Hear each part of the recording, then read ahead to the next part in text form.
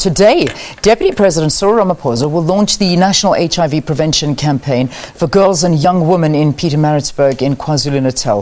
This campaign will run over 3 years and will focus on HIV infections, unwanted pregnancies, school dropouts, sexual and gender-based violence, as well as unemployment among young girls and young women. Joining us from our Durban studio is the Health Minister, Dr. Aaron Motsoaledi, to talk more about it. Minister, always a pleasure to have you on the program. Welcome to Morning Live. Morning, Leanne, and good morning to the viewers out there. Minister, how will this multi-sectoral program decrease HIV infections, particularly in young women and girls? Well, as you have mentioned, Leanne, the objectives of the campaign are, number one, to prevent the prevalence of HIV and AIDS in that group of young girls between the ages of 15 and 24 years. Secondly, to reduce the incidence of teenage pregnancies in the same age cohort. Thirdly, to deal with gender-based, sexual and gender-based violence in the same group, and to make sure that we keep them as long as possible in school, at least up to matric. And lastly, to try and link them to some skills-based and job opportunities to reduce their reliance on men who promise them a better life and end up impregnating and infecting them.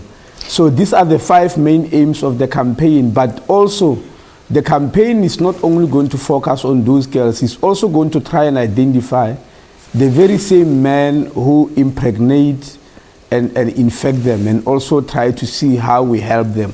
So that's why we call it a whole society, whole government campaign. Yeah. How sustainable do you think that this multi-sectoral program could be?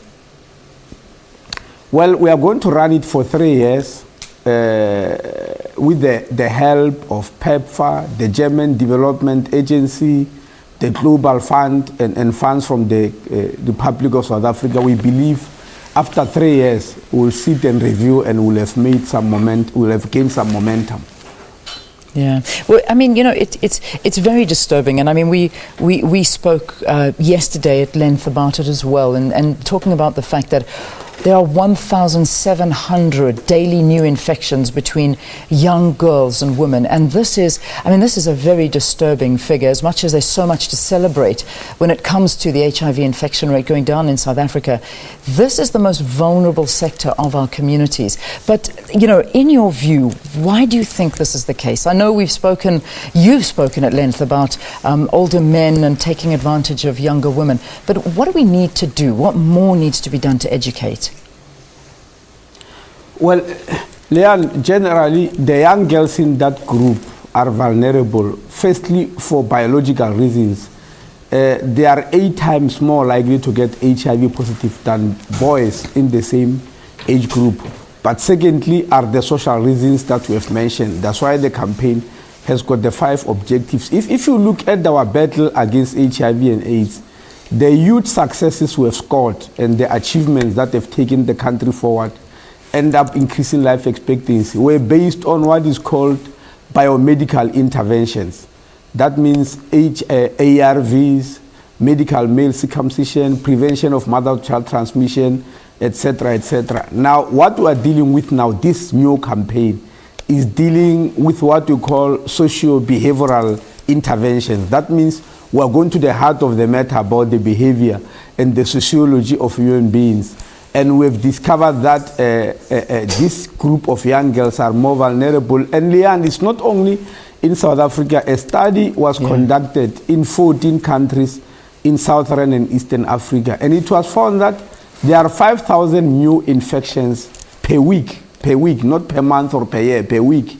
Wow. And half of those are occurring in South Africa. That's why we had to launch this campaign. It's very important to try and push back at the pandemic. These are unbelievable figures, Minister. Minister, I've got 30 seconds to the news headlines, but I know that coming up is the second time South Africa is hosting the International AIDS Conference. This obviously is going to be the focal point of the discussion. Oh yes, the AIDS Conference is coming back after 16 years, Remember, it was there in the year 2000. That's when the youngster called Nkosi Johnson was unveiled. It's coming back after 16 years, and fortunately, this time around, we've got the better news to tell to the world. Minister, thank you for joining us. All the very best with today, and also, of course, we will be talking to you before the AIDS conference, which is in July. You can see it there on your screen, those dates. Very important dates for the country. Thank you for joining us here on the programme. Our Health Minister, Dr. Aaron Motsoaledi, in our Durban studios this morning. Right.